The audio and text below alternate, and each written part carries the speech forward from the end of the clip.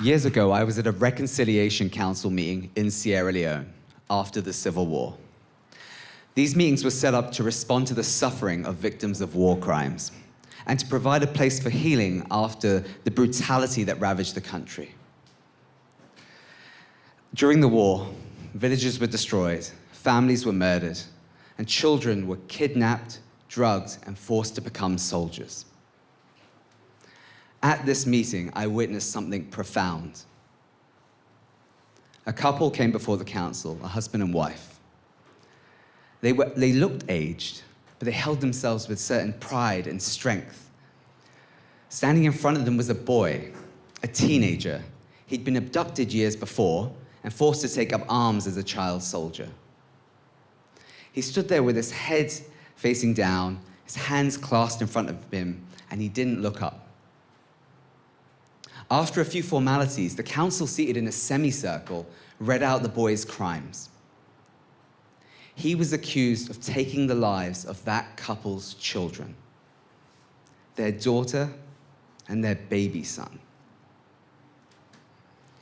The head of the council asked the couple what justice they sought.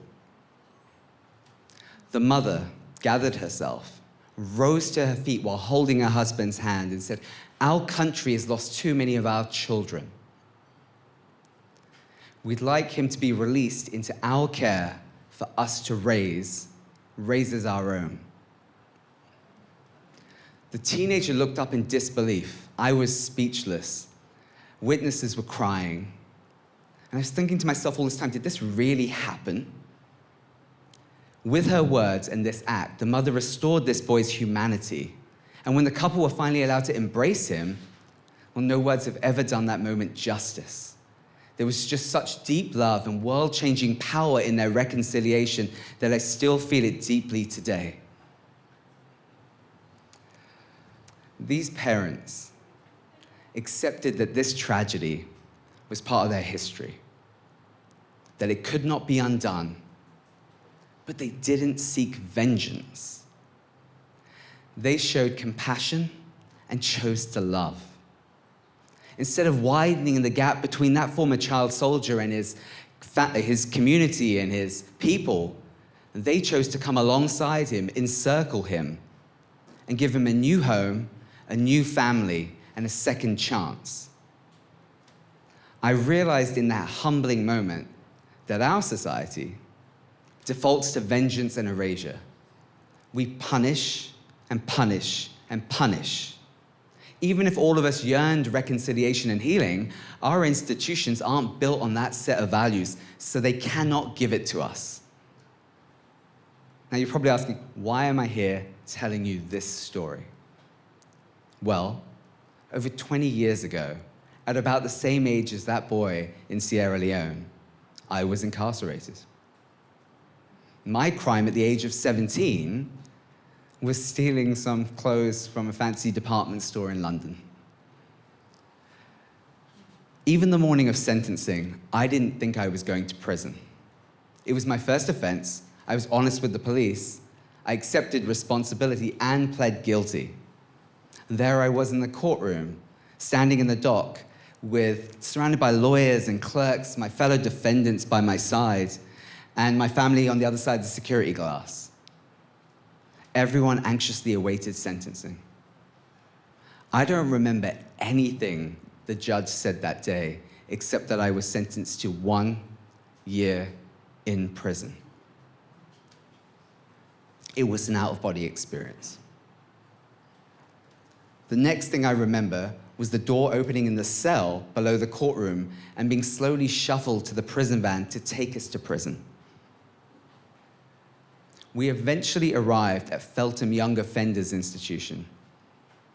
I was nervous and honestly really scared. My initiation began in a windowless reception room with harsh fluorescent lighting. I was given a number. This number would go on to replace my name and become my only identity inside. I changed into prison-issue jeans, a blue and white striped shirt, a faded blue sweatshirt. My old clothes were packed away into a plastic storage container with my other belongings, labeled with my prison number, a number, by the way, that I have chosen to forget. It's funny the things you remember when you're in shock. I remember in this holding cell where all this was taking place, the smell of fish and chips. I was eventually escorted to my prison wing down a dark and narrow corridor and my cell. The cell itself was desolate. In it were 2 tiny bars of soap on a table next to 2 packets of Colgate, a comb, and a toothbrush. It was narrow, it was confined. On the unmade bed, the sheets were yellowed and stained, and at the far end, the toilet had no seat. It was profoundly depressing. The door slammed behind me, and it was at that moment I knew my life had changed. I sat on the bed, and I began to cry. Somehow I knew it was the last time I could be vulnerable in prison. See, I was on guard from day one. I didn't sleep my first week, and over the course of my sentence, experienced the various humiliations of prison. There were lockdowns, there was abuse, there was gang brawls, there was beatings. I was more afraid, though, of the prison officers than the prisoners because they took delight in being cruel. They verbally and physically assaulted us. They set up fights between prisoners, racially motivated fights. They even took people's food away at a whim, starving some prisoner for days. They even put me in solitary confinement for a week for no reason. Solitary confinement, that's what we called the box. The box is where people lose their minds and where some people take their lives rather than spend another moment alone, suffocating in a cell barely big enough to move and breathe in. As I sat at a Reconciliation Council meeting, the contrast between my experience of justice and this beautiful thing that was happening in front of me in Sierra Leone felt profound. But what overcame me in those moments were memories of people in my life who chose the Sierra Leone version of justice. I knew then that the UK institutions had failed in their design to break me, failed in their design to keep me small. And they wanted all of that for the rest of my life. But because of people I was lucky enough to know, be loved by, and chance upon, my life was big and full of promise. Like those parents in Sierra Leone, they made the choice to maintain my humanity, restore my hope, and mind the gap in my life. It began with my aunt and my grandparents. See, they fought the Justice Department to make sure I could finish my education in prison. They fought the warden to ensure I could have the books for that education, because even after it was approved, he wouldn't let me study for the exams that the government would let me study for. They fought the system to get me out early because they knew every day I spent in prison was a chance that catastrophe could happen. When I was released, my grandparents brought me home where I was loved and supported.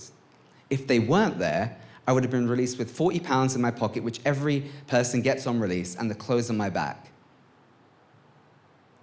No roof over my head, no job, and no food. But thankfully, they were there. My grandfather didn't stop there. He had a friend who was an author who went by the name of Donald James. And he took me to the launch of Donald's latest book at the time. At this event were other well-known authors, people from the media, other TV and film personalities from the UK, probably people that people don't know here. And Donald made a point of introducing me to one of those people, the editor of a national newspaper at the time. And I remember Donald made a beeline for him at his own event, almost carrying my grandfather and me across the room as he parted it like the Red Sea. After Donald made the introductions, my grandfather just jumped in and he said, "My grandson's looking for a job." This simple, direct act was empowering. His belief in me, well, gave me a choice to start a new life. This Fleet Street editor, who at this point knew I had a record, didn't ask what I did, what prison was like, or why it all happened. None of those cliche questions that you get asked when you tell people you've been in prison. He simply asked what I wanted to do next with my life. He didn't see an ex-con, He saw someone who'd give everything to this opportunity to start again. He saw a hustler. He saw, he saw someone who might do it differently, even use a little mischief to get the job done. After all, he was a tabloid editor at The Sun. He saw my life experience, all of it, to that point, as a positive. If he had said no, where would I have been? I might have had a job. I scratched that. My grandfather would have ensured I had a job. But the potential harbored in the 17-year-old me before prison might have been extinguished. But that editor said yes and took me under his wing. And thanks to him, I got my start in journalism, and from there, built a lengthy career in British and American politics, and even worked in the private sector, most recently at a creative agency based out of New York called RGA, where I was their global chief marketing officer. I am here today because people offered their hand to me. They chose love and kinship over fear and othering. My story is not common, but it should be. I speak freely about my record because it is necessary, because it is an essential part of my responsibility to my fellow incarcerated and formerly incarcerated family. It is an essential part of my responsibility to my community and my society. It means I make waves, which are not always welcome. It isn't easy to look at people who've been conveniently othered. We'd much rather look away. Pretend their suffering might be deserved for some reason, that they are not a responsibility, that they're not like us, and vice versa. But that simply isn't true. Our fundamental responsibility is to care for each other, to forget the noise of crime shows, the 6 o'clock news, the Facebook posts, and choose to respect the humanity of every single person, offering our hands when that opportunity presents itself. I don't know the end of that story of that family in Sierra Leone. I don't know what days were like, how the trauma was or was not healed, what challenges and limitations threatened the love with which those parents took home a new son that very day years ago. But I do know how love gave me a second chance. How my funny hodgepodge community of imperfect people, a controversial News Corp editor, 2 wise and loving grandparents, an aunt who gave up a portion of her life to raise me, a deservedly maligned ex-prime minister with famously frizzy hair who believed in my abilities, and countless friends and partners along the way who all offered their resources for me to make a life of my own choosing. This is the better way, to acknowledge our responsibility to mind the gap for each other and be defiant against the institutions that would tell us to shirk it.